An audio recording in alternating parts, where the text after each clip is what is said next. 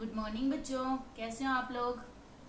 आज हम शुरू करते हैं क्लास 10th का चैप्टर फर्स्ट, ज्योग्राफी का chapter first, resource and development. ठीक है, अब देखो 10th के बच्चों, आप लोगों का बोर्ड्स है, तो बोर्ड्स की तैयारी के लिए आपको कंसेप्ट क्लियर होना बहुत ज़रूरी है। तो इसी कंसेप्ट को क्लियर करने के लिए हम जो है ज्योग्राफी स्टार्ट कर रहे हैं आज से। और ज्योग्राफी का फर्स्ट चैप्टर है रिसोर्स एंड डेवलपमेंट, उसको हम आज शुरू करेंगे। अब सबसे पहले हम देखते हैं रिसोर्स। रिसोर्स किसे कहते हैं? देखो बच्चों, एक अगर कॉमन, तो बच्चों एक जनरल फॉर्म में अगर हम देखें तो रिसोर्स का मतलब है anything which fulfil our needs. कोई भी ऐसी चीज़ जो कि हमारे नीड्स को, हमारी ज़रूरतों को पूरा करता है, उसको हम रिसोर्स कहते हैं। ठीक है, ये तो एक कॉमन वर्ड में देखते हैं। अब इन टर्म ऑफ ज्योग्राफी के टर्म में अगर इसको देखें तो इसकी डेफिनेशन है everything available in our environment, यानी कि हमारे एनवायरनमेंट में सब कुछ अवेलेबल है which can be use to satisfy our needs, जिससे कि हम अपनी नीड्स को सेटिस्फाई कर सकते हैं, हम अपनी नीड्स को, अपनी ज़रूरतों को पूरा कर सकते हैं। It is technologically accessible, economically feasible and cultural acceptable, can be term as resource. उसको रिसोर्स कहते हैं जो कि टेक्नोलॉजिकली एक्सेसिबल है, यानी टेक्नोलॉजी, उसमें टेक्नोलॉजी के थ्रू जो है उसको एक्सेस किया गया है। इकोनॉमिकली फेसिबल है, यानी कि उसमें पैसे भी लग रहे हैं। और तीसरा है कल्चरल एक्सेप्टेबल, और कल्चर ने, यानी कि लोगों ने उसको एक्सेप्ट किया है। तो ऐसी चीज़ों को हम रिसोर्स कहते हैं। आप देखो, अब हम इस रिसोर्स का क्लासिफिकेशन देखते हैं कि ये रिसोर्स कितने पार्ट्स में बटा हुआ है। अब इसके क्लासिफिकेशन के लिए हमने इसको बहुत से टर्म में क्लासिफाइड किया है, बहुत सारे तरीकों से इसको क्लासिफाइड किया है। सबसे पहला है on the basis of origin. Origin के बेसिस पे, यानी कि इसकी उत्पत्ति के आधार पे इसको हमने दो पार्ट में बांटा है, बायोटिक और अबायोटिक। बायोटिक वो होते हैं, बायोटिक वो रिसोर्स होते हैं जो कि जिंदा होते हैं, जिनमें जीवन होता है, और अबायोटिक वो रिसोर्स होते हैं जिनमें जीवन या जान नहीं होती। जैसे कि बायोटिक रिसोर्स में आप एग्जांपल ले सकते हो प्लांट और एनिमल का। ठीक है, ये भी हमारे लिए एक रिसोर्स होते हैं, और ये जो है ये बायोटिक कैटेगरी में आते हैं। वहीं अबायोटिक कैटेगरी में देखें तो अबायोटिक कैटेगरी में वो चीज़ें आती है जिनमें जान नहीं होती या जिनमें जीवन नहीं होता। तो ऐसे इसमें एग्जांपल हम दे सकते हैं एयर और वाटर का। ठीक है, एयर और वाटर हो गए अबायोटिक रिसोर्स।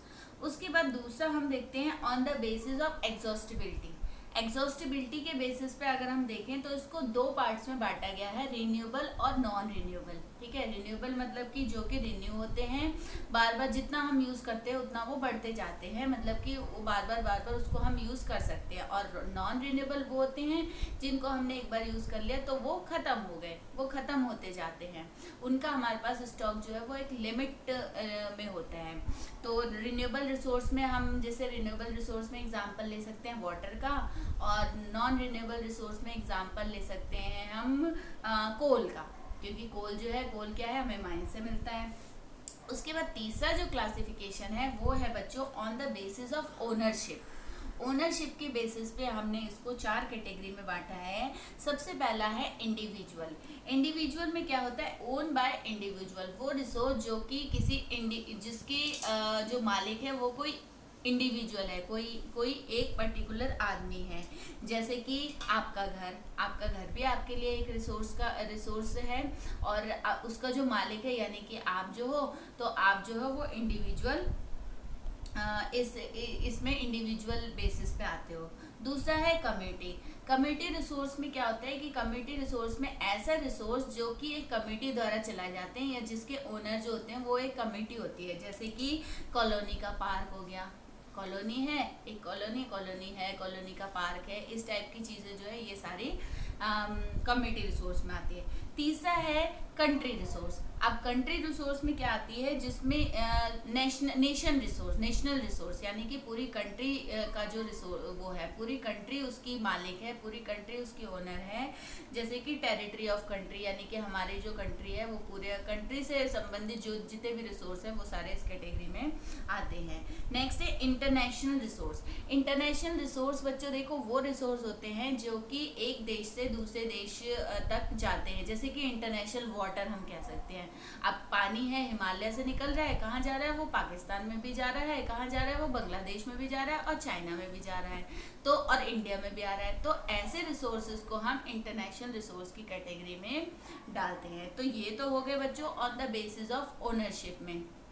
अब नेक्स्ट जो कैटेगरी है वो है on the basis of status of development, यानी कि डेवलपमेंट, उसका जो डेवलपमेंट है वो किस स्टेटस का है, उस अकॉर्डिंग इसको डिवाइड किया गया है, कैटेगराइज किया गया है।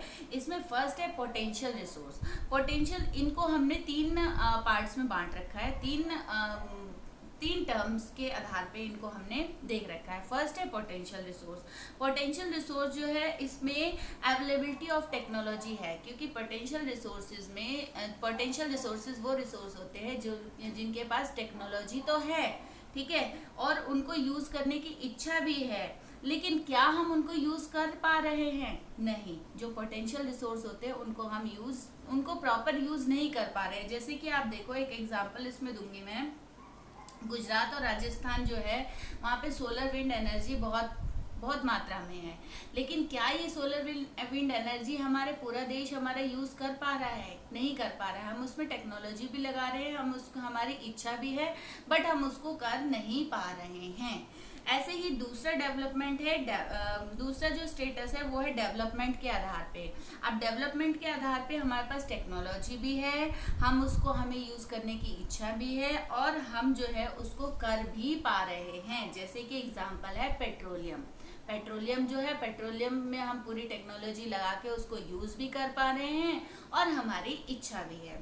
थर्ड है स्टॉक जो वो है, स्टॉक जो इसका टर्म है उसमें टेक्नोलॉजी नहीं है, और इसको हमें इच्छा है, इसको यूज करने की इच्छा है, बट हम इसको यूज नहीं कर पा रहे हैं क्योंकि हम इसमें प्रॉपर टेक्नोलॉजी नहीं लगा रहे हैं।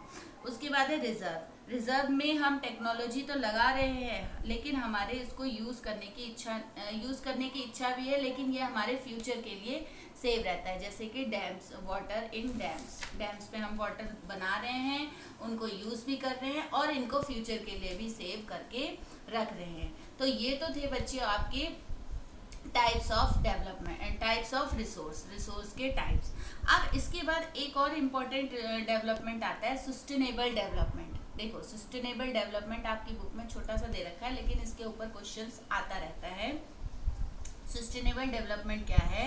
Sustainable development means development should take place without damaging the environment, यानी एनवायरनमेंट को बिना डैमेज किए जो हम जिस रिसोर्स का यूज करते हैं, and development in the present should not compromise with the need of the future generation. जो प्रेजेंट है, प्रेजेंट के साथ साथ प्रेजेंट जो है उसमें तो हम यूज कर रहे हैं, लेकिन कोई कॉम्प्रोमाइज नहीं कर रहे हैं फ्यूचर के साथ। तो इसको जो है, इसको हम कहते हैं सस्टेनेबल डेवलपमेंट। अब इसमें सस्टेनेबल डेवलपमेंट के अंतर्गत एक रियो डी जेनेरो, जो कि वहाँ था ब्राज़ील का एक देश है, ब्राज़ील का एक शहर है, वहाँ पे एक अर्थ समिट हुआ था जिसमें कि जो कि हुआ था 1992 में, ठीक है। इसमें करीब 100 देशों ने पार्टिसिपेट किया था, और इसमें जो है इस मीटिंग में एक इसी को डेवलपमेंट को लेकर के, एनवायरनमेंट को लेकर के बैठक हुई थी, और इसमें जो है ये 100 देशों ने अपने अपने विचार सहमत किए थे, और इन विचारों के आधार पे वहाँ पे एक नियम की वो बनी, लिस्ट बनी, जिसको कहा गया एजेंडा 21, ठीक है। एजेंडा 21 जो बना था उसमें क्या था कि declaration sign at Rio de Janeiro 1992, ये एक डिक्लेरेशन था जो कि रियो डी जेनेरो में 1992 में साइन किया गया था, जिसमें ये पूरे 100 देशों ने साइन किए थे। इसके अंतर्गत क्या था? अचीविंग ग्लोबल सस्टेनेबल डेवलपमेंट, यानी कि इनका ये टारगेट था कि ग्लोबल सस्टेनेबल डेवलपमेंट को अचीव करें, यानी कि पूरे जो वर्ड है, पूरे वर्ल्ड में ग्लोबल सस्टेनेबल डेवलपमेंट किया जाए। इसके तहत जो लोकल गवर्नमेंट था should draw it's local agenda, इसमें पूरा अधिकार जो है वो लोकल गवर्नमेंट को दिया गया। लोकल गवर्नमेंट ही इसके लिए अपना एजेंडा बनाएगी। Combat environment damage property and diseases, और इसके साथ साथ एनवायरनमेंट, प्रॉपर्टी, डिजीजेस, मतलब ये सब बातें जो थी ये इसमें एजेंडे में कही गई थी। अब आगे हम बढ़ते हैं रिसोर्स प्लानिंग ऑफ इंडिया। अब इंडिया में जो रिसोर्स प्लानिंग है, यानी कि इंडिया में रिसोर्स प्लानिंग को कैसे कैसे फॉलो किया जाता है। सबसे पहला है आइडेंटिफिकेशन, ठीक है। Identification of resource across the region of the country. सबसे पहले आइडेंटिफिकेशन किया जाता है कि रिसोर्स जो है वो कंट्री के किस पार्ट में है, कंट्री के किस रीजन में है। It involve surveying, mapping, quantitative and quantitative estimation and measurement of the resource. इसको मैप द्वारा, सर्वे द्वारा, उसके बाद एस्टिमेट लगा के, अंदाजा लगा के, इन सब चीज़ों के द्वारा पहले ये डिसाइड किया जाता है कि ये जो रिसोर्स है, और रिसोर्स को आइडेंटिफाई किया जाता है कि ये रिसोर्स है कहाँ पे हमें एक्चुअल ये रिसोर्स मिलेगा कहाँ पे। दूसरा है planning a structure with appropriate technology. दूसरे में क्या किया जाता है कि प्लानिंग की जाती है कि इस रिसोर्स को कैसे डेवलप किया जाए। Skill and institutional setup for implementation of resource development plan. इसके लिए इंस्टीट्यूशन सेटअप किए जाते हैं, इसके लिए टीम तैयार की जाती है जो कि फिर उस रिसोर्स में टेक्नोलॉजी लगा करके एक प्लानिंग की जाती है कि कैसे ये रिसोर्स जो है वो अप्लाई में लाया जाएगा। फिर matching the resource development plan with overall development plan. फिर इस रिसोर्स प्लान को ओवरऑल डेवलपमेंट प्लान के साथ मैच किया जाता है कि कैसे इस रिसोर्स को हम फॉलो काम में ला सकते हैं। तो ये तो थे बच्चों आपके रिसोर्स प्लानिंग ऑफ इंडिया, ठीक है। अब हम आगे बढ़ते हैं कंजर्वेशन ऑफ रिसोर्स, ठीक है। इस रिसोर्स का कंजर्वेशन ऑफ रिसोर्स में सबसे पहला है लैंड रिसोर्स। अब देखो कंजर्वेशन ऑफ रिसोर्स में एक मैं छोटी सी लाइन आपको बताऊंगी जो कि महात्मा गांधी ने कही थी, इससे पहले भी मैं ये बता चुकी हूँ। तो इसमें क्या था, महात्मा गांधी ने क्या क्या था कहा था, there is enough for everybody need, यानी कि but not for anybody greed. हमारे पास रिसोर्स जो है वो इतना है कि हमारी ज़रूरतों को पूरा करेगा। There is enough for everybody need, यानी कि सबकी ज़रूरतों को पूरा करेगा, इतना रिसोर्स है, इतना एनफ है हमारे पास, but not for everybody greed. अगर हम वहीं पे ग्रिड की बात करें तो ग्रिड को पूरा करने के लिए ये एनफ नहीं है, ये बहुत नहीं है। क्यों नहीं है बच्चों, देखो इसको थोड़ा सा वो बताते हैं कि जो ग्रीड होती है, जो लालच होता है, लालच ऐसी चीज़ होती है जिससे कि इंसान का पेट नहीं भरता है। तो अगर हम इस रिसोर्स को अपनी ज़रूरतों के लिए पूरा करेंगे तो हमारे पास सफिशिएंट रिसोर्स है, सबको पूरा पड़ेगा। लेकिन अगर इस रिसोर्स को as a greed, as a लालच के तहत अगर इसे यूज़ करेंगे तो ये फिर किसी का भी पेट नहीं भरेगा।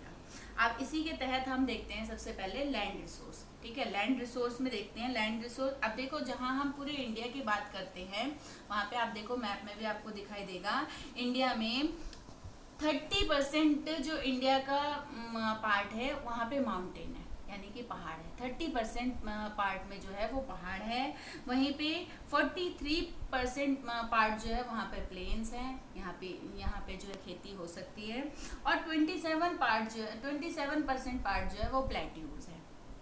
तो देखो ये हमारा इंडिया का स्ट्रक्चर है कि यहाँ पे माउंटेन भी है, प्लेन्स भी है, प्लेट्यू भी है।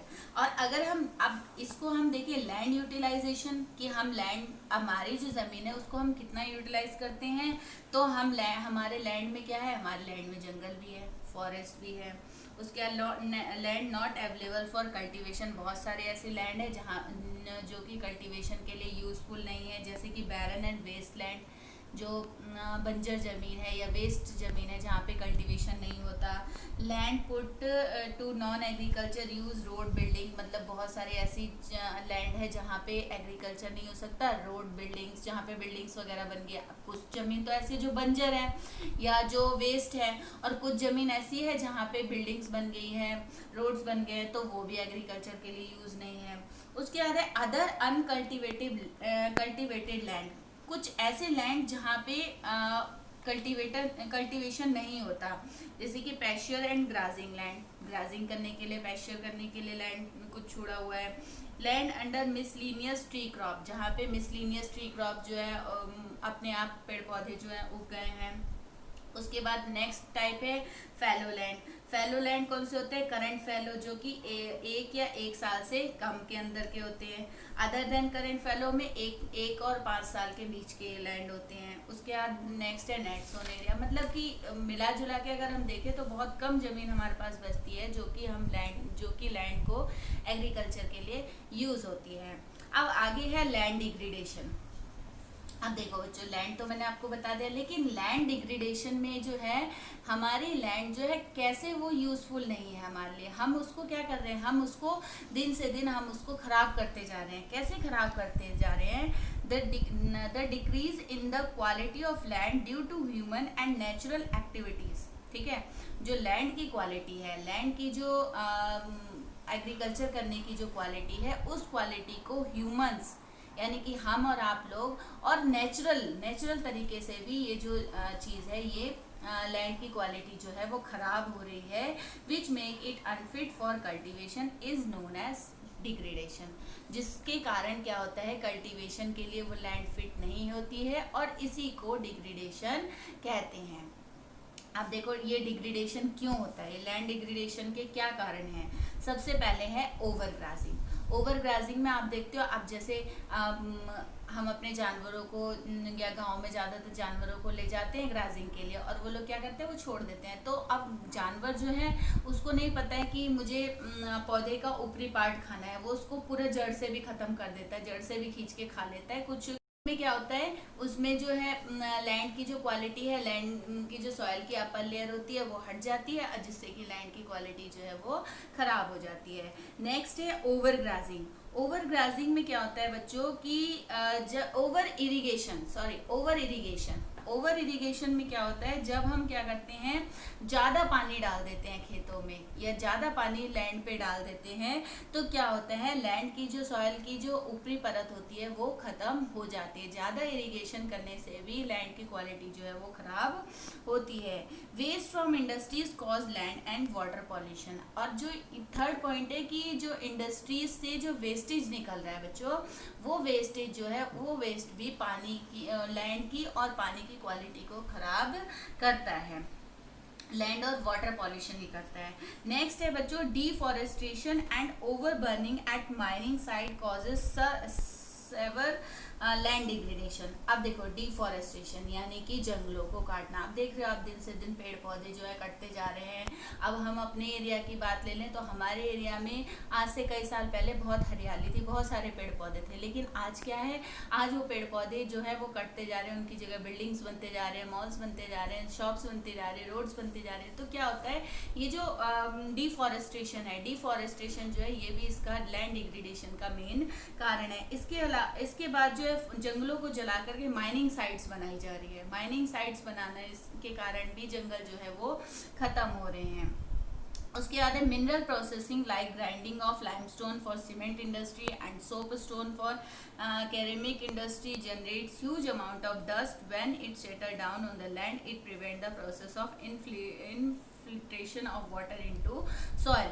जो लाइमस्टोन की फैक्ट्रीज है, जो सीमेंट इंडस्ट्रीज है, सीमेंट इंडस्ट्रीज जो है उसमें क्या होता है, पत्थर को काट करके सीमेंट, जो लाइमस्टोन होता है उससे सीमेंट बनाया जाता है। तो लाइमस्टोन को जब काटा जाता है, या सोप इंडस्ट्रीज में जब सेरेमिक को काटा जाता है, तो क्या होता है, इससे बहुत सारी धूल मिट्टी उड़ती है, और ये धूल मिट्टी जो है ये जाकर के लैंड पे जम जाती है, और वो जमने से जो है उससे लैंड की क्वालिटी जो है वो खराब हो जाती है। तो ये तो थे बच्चों कुछ कारण लैंड डिग्रेडेशन के। अब जब कारण है तो उसका सॉल्यूशन भी होगा।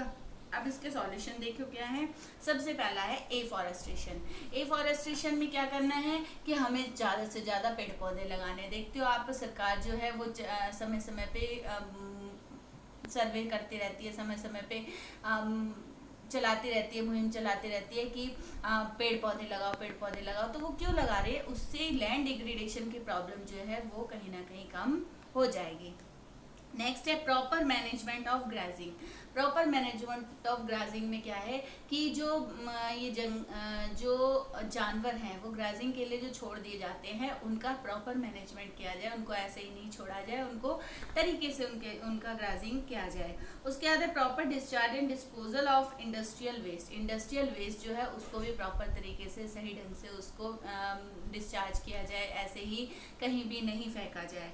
Plantation of shelter belt. Shelter belt की प्लांटेशन की जाए, जैसे रोड के किनारे आप देखते हो बहुत सारे प्लांट्स लगे रहते हैं, तो उस प्लांटेशन को भी बढ़ाया जाए। ग्रोइंग डैम बशेस, और इसकी वो जो है एक सीरीज में उनको लगाने से भी हमारा जो है एफॉरेस्टेशन होगा और लैंड डिग्रेडेशन की प्रॉब्लम जो है वो सॉल्व होगी।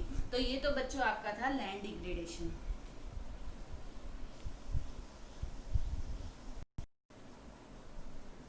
चलो बच्चों, अगला टॉपिक है हमारा types of soil. Types of soil से पहले हम थोड़ा सा समझते हैं सॉइल इरोजन के बारे में। अब देखो सॉइल इरोजन क्या होता है। The denudation of the soil cover and subsequently washing down is called soil erosion. Soil erosion क्या होता है बच्चों, देखो बहुत सारे ऐसे कारण होते हैं जिनके कारण क्या होता है, सॉइल की जो अपर लेयर है, जो सॉइल की अपर लेयर है वो हट जाती है, जिसके कारण सॉइल जो है, लैंड जो है वो डिग्रेड हो जाती है, जिसको हम सॉइल इरोजन कहते हैं। अब इनके क्या क्या कारण हैं, बहुत सारे इनके कारण हैं। Natural force like wind, water and glacier. जो नेचुरल कारण जो है वो है विंड, हवा से, हवा जो है हवा बहुत तेज बहती है और सॉइल के अपर लेयर को अपने साथ उड़ा के ले जाती है।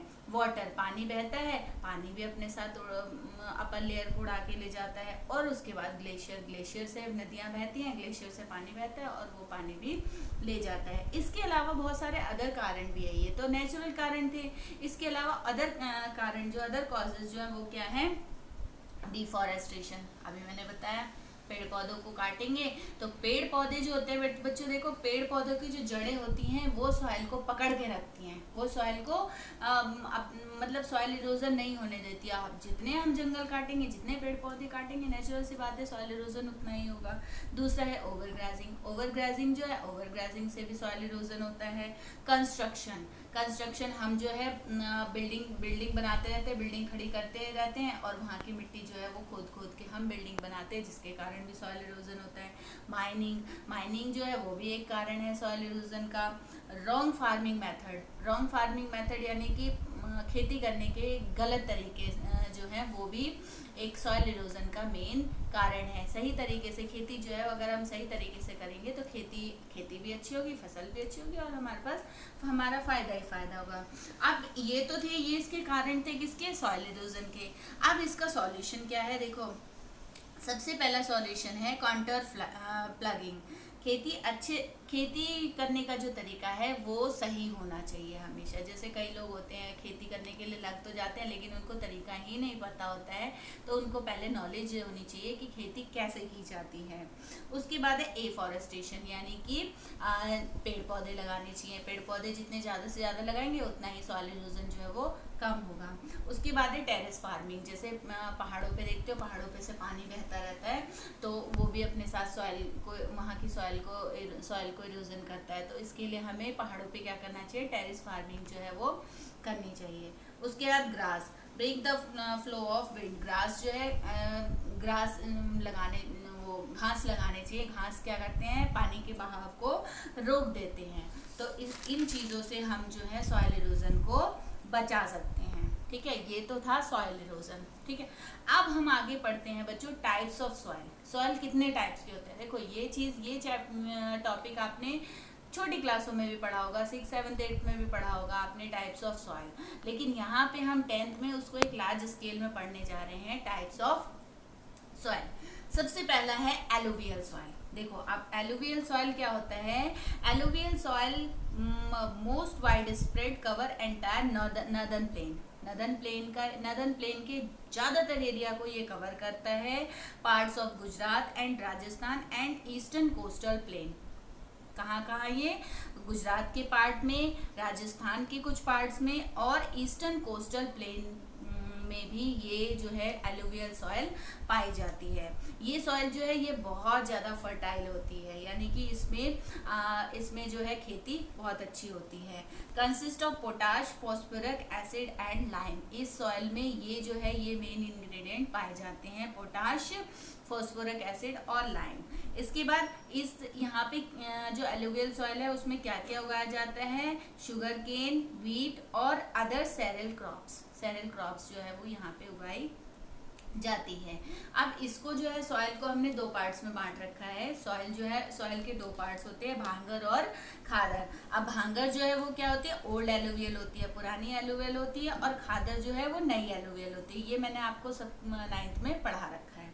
उसके बाद है भांगर जो है मोर कंसंट्रेशन ऑफ कंकर मॉड्यूल्स। भांगर सॉइल में जो है ज़्यादा कंकड़ पत्थर ज़्यादा पाए जाते हैं, वहीं खादर में जो है वो कंकड़ पत्थर कम पाए जाते हैं। भांगर जो है वो लेस फर्टाइल होती है क्योंकि इसमें इस मिट्टी में कंकड़ पत्थर होते हैं, और खादर जो है वो मोर फर्टाइल होती है क्योंकि इसमें कंकड़ पत्थर कम होते हैं। ठीक है बच्चों, तो ये था आपका एलुवियल सॉइल। इसके बाद सेकंड सॉइल है ब्लैक सॉइल। ठीक है, अब देखो ब्लैक सॉइल किसे कहते हैं, आइडल फ्रॉम ग्रोइंग कॉटन उगाने के लिए ये सॉइल सबसे बेस्ट सॉइल है। ब्लैक सॉइल को कॉटन सॉइल भी कहते हैं। ठीक है, इसके बाद have high capacity to store moisture. इसमें मॉइस्चर को स्टोर करने की बहुत ज़्यादा कैपेसिटी होती है, मतलब कि कहने का मतलब ये कि इस सॉइल में मॉइस्चर बहुत ज़्यादा मात्रा में पाया जाता है। ये सॉइल जो ये कहाँ कहाँ पाई जाती है, नॉर्थ वेस्टर्न डिकेन प्लेट्यू के नॉर्थ वेस्ट पार्ट में पाई जाती है। उसके बाद महाराष्ट्र के प्लेट्यूज में पाई जाती है, और मालवा प्लेट्यू में भी ये सॉइल जो है ये सॉइल पाई जाती है। तो ये तो बच्चों आपकी क्या, ब्लैक सॉइल। अब नेक्स्ट सॉइल है red and yellow soil. Red and yellow soil जो है वो देखो कहाँ पाई जाती है, develops in area of low rainfall और क्रिस्टलाइन इग्नीशियस रॉक। रेड और येलो सॉइल जो है वो पाई जाती है जहाँ पे रेनफॉल कम होता है, और यहाँ पे जो क्रिस्टलाइन इग्नीशियस रॉक्स जो है वो पाई जाती हैं। इसके अलावा ये सॉइल जो है ये सदर्न और ईस्टर्न पार्ट ऑफ डिकेन प्लेट्यू के सदर्न और ईस्टर्न पार्ट में पाई जाती है। इसके अलावा ये छत्तीसगढ़ और उड़ीसा में भी पाई जाती है, रेड और येलो सॉइल। इसके बाद नेक्स्ट सॉइल है लेटराइट सॉइल। लेटराइट सॉइल जो है वो पाई जाती है high rainfall and high temperature. ये उस एरिया में पाई जाती है जहाँ पे हाई रेनफॉल भी होता है और वहाँ का टेम्परेचर भी हाई रहता है। Humus content in low as bacteria die in high temperature. यहाँ इस सॉइल में ह्यूमस जो है वो लो रहता है, और टेम्परेचर हाई की वजह से इसमें बैक्टीरिया नहीं होते, बैक्टीरिया जो है वो टेम्परेचर हाई की वजह से मर जाते हैं। Suitable for cultivation with adequate doses of manure and fertilisers. अगर इसमें मैन्योर और फर्टिलाइजर्स का अच्छे से डोज दिया जाए या अच्छे से यूज़ किया जाए तो यहाँ पे कल्टीवेशन होता है। इसके बाद ये सॉइल कहाँ कहाँ पाई जाती है, ये पाई जाती है कर्नाटका, केरला, तमिलनाडु, मध्य प्रदेश और hilly region of Orissa and Assam. ये इन पार्ट्स में ये सॉइल जो है ये पाई जाती है, यानी कि ट्रॉपिक ऑफ कैंसर के नीचे। Useful for growing T and coffee. यहाँ पे इस सॉइल में सबसे ज़्यादा जो है टी और कॉफ़ी पाई जाती है इस सॉइल में। ठीक है बच्चों, तो ये था आपका लेटराइट सॉइल। अब नेक्स्ट सॉइल है एरिड सॉइल। अब देखो एरिड सॉइल क्या है, range for red and brown in colour. ये एरिड सॉइल जो है ये एरिड सॉइल ब्राउन और रेड कलर की होती है। Sandy in texture and saline in nature. ये जो है इसका जो टेक्सचर होता है वो सैंड की तरह होता है, नेचर में ये सैलाइन जैसी होती है। तो बच्चों एरिड सॉइल जो है वो कैसा होता है, वो सैंड नेचर में सैंड की तरह होता है और थोड़ा थोड़ा नमकीन होता है, इसमें सलाइन होता है। ठीक है, इसके बाद forms due to dry climate, high temperature and lack in humus and moisture. ये जो है ड्राई, इसका जो क्लाइमेट है, इस सॉइल के आसपास का जो क्लाइमेट होता है वो ड्राई होता है, और हाई टेम्परेचर की वजह से यहाँ पे ह्यूमस और मॉइस्चर जो है वो कम होता है। Need proper irrigation for farming. यहाँ पे जैसे कि हाई टेम्परेचर होता है और सैंड होता है, इसलिए यहाँ पे इरिगेशन की प्रॉपर ज़रूरत होती है, और फार्मिंग अगर यहाँ पे खेती करनी है तो इरिगेशन जो है वो ज़्यादा चाहिए होता है। वेस्ट पार्ट ऑफ राजस्थान, ये जो एरिड सॉइल है ये राजस्थान के वेस्टर्न पार्ट में पाई जाती है। अब नेक्स्ट सॉइल है बच्चों फॉरेस्ट सॉइल, ठीक है। Forest soil found in hilly region where there is sufficient rainfall. Forest soil जो है वो कहाँ मिलती है, वो हिली रीजन में मिलती है जहाँ पे प्रॉपर तरीके से या रेनफॉल जो है वो सही तरीके से होती है। ये सॉइल जो है फर्टाइल होती है, लूमी होती है और सिल्टी होती है। इसके अलावा इन एरिया कवर्ड विद स्नो, और फॉरेस्ट सॉइल में जो एरिया है वो स्नो से भी कवर्ड रहता है। Soil experience denudation become less fertile and acidic. जो एरिया स्नो से ढका होता है, बर्फ से ढका होता है, वो ज़्यादा फर्टाइल नहीं होती है। इसके अलावा found in north India with Himalaya range. ये सॉइल जो है ये नॉर्थ इंडिया में हिमालय रेंज में पाई जाती है। तो यहाँ पे बच्चों आपका चैप्टर जो है खत्म होता है, ये चैप्टर। और इस चैप्टर में देखो हमने क्या क्या पढ़ा। सबसे पहले हमने इंट्रोडक्शन पढ़ा, डेफिनेशन पढ़ी रिसोर्स की, उसके बाद हमने इसका क्लासिफिकेशन पढ़ा, basis of origin, basis of exhaustibility, basis of ownership और स्टेटस डेवलपमेंट के बेसिस पे हमने इसके टाइप्स पढ़े, क्लासिफिकेशन पढ़ा। उसके बाद हमने सस्टेनेबल डेवलपमेंट पढ़ा। उसके बाद हमने रिसोर्स प्लानिंग ऑफ इंडिया पढ़ा, या इंडिया में रिसोर्स प्लानिंग कैसे होती है। उसके बाद हमने कंजर्वेशन ऑफ रिसोर्स पढ़ा कि रिसोर्स को कैसे कंजर्व किया जाता है। इसके बाद लैंड डिग्रेडेशन में हमने लैंड डिग्रेडेशन के कॉजेज पढ़े। कॉजेज के बाद हमने उसका सॉल्यूशन भी पढ़ा। इसके अलावा हमने सॉइल इरोजन पढ़ा, सॉइल इरोजन के कॉजेज पढ़े और उसका सॉल्यूशन भी पढ़ा। इसके बाद हमने टाइप्स ऑफ सॉइल पढ़े, ठीक है, टाइप्स ऑफ सॉइल पढ़े, जिसमें हमने कौन कौन से सॉइल पढ़े, एलुवियल सॉइल पढ़े, ब्लैक सॉइल पढ़ा, रेड एंड येलो सॉइल पढ़ा, एरिड सॉइल पढ़ा और लेटराइट सॉइल और फॉरेस्ट सॉइल भी पढ़ा। ये सारी चीज़ें हमने इस चैप्टर में पढ़ी। आई होप आपको समझ आया होगा। थोड़ा सा आप लोग बुक्स में से भी रीडिंग लगाएंगे और इस वीडियो को ध्यान से देखेंगे, सुनेंगे, तो आपको अच्छे से समझ में आ जाएगा। जैसे कि बच्चों चैप्टर खत्म हो गया, तो चैप्टर के एंड में आप भी शायद ऐसे ही खुश होंगे। देखिए आपके स्क्रीन पे जैसे नचने तो मेरा आज जी करदा, जी करदा कप्तान हां दे जल से नचने तो मेरा आज जी करदा कप्तान हां दे जल से नचने तो मेरा आज जी करदा कप्तान हां दे जल से नचने तो मेरा आज जी करदा कप्तान हां दे जल से नचने तो मेरा आज जी करदा इमरान हां दे जल से नचने तो मेरा आज जी करदा कप्तान हां दे जल से नचने तो मेरा आज जी करदा कप्तान हां दे जल से नचने तो मेरा आज जी करदा कप्तान हां दे जल से नचने तो मेरा आज जी करदा। तो बच्चों ज़्यादा खुश मत होइए बच्चों। अभी पहला ही चैप्टर खत्म हुआ है, अभी आगे बहुत सारे चैप्टर्स पढ़े हैं, बहुत सारे चैप्टर बचे हैं जिनको आपने पढ़ना है, ठीक है। खुश रहिए, ऐसे ही खुश रहिए और अच्छे से रहिए, हेल्दी रहिए और अपने घर में रहिए।